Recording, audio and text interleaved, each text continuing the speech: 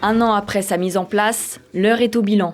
Début 2025, le département de la Meuse a lancé le plan départemental d'action de restauration de la sécurité du quotidien. L'objectif est d'obtenir des résultats concrets et mesurables en matière de sécurité et de lutte contre la délinquance, tout en faisant l'objet d'un suivi régulier. Il est structuré en 3 axes majeurs: adapter la lutte contre les stupéfiants, renforcer la présence et la visibilité sur la voie publique, ou encore intensifier la communication et les partenariats. On avait fait le pari de faire un plan de sécurité du quotidien qui corresponde vraiment aux priorités de la sécurité en Meuse.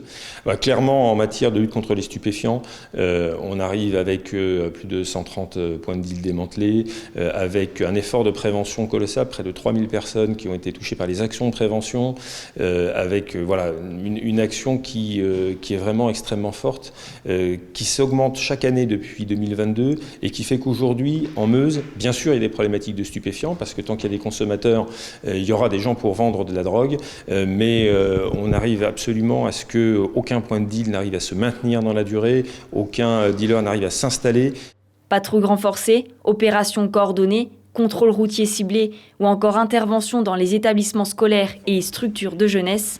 La préfecture a misé sur une stratégie qui combine action visible et travail de fond. Alors on a fixé, le but de ce plan départemental, c'est vraiment d'être un outil de management, un outil de pilotage, donc il ne s'agit pas de mettre à chaque fois, de se dire on va mettre plus 10% sur les objectifs chaque année, mais comme je vous disais, on a été très satisfait des résultats 2025 qui globalement sont très au-dessus de ce qu'on attendait, donc on a ajusté sur 2026, il y a certains sujets où on va aller plus loin, d'autres sur lesquels on va maintenir l'effort. Par exemple, on a fait un très gros effort sur la prévention en matière de cyberdélinquance qui frappe aujourd'hui notamment en particulier les personnes âgées et vulnérables. On va continuer un effort très important.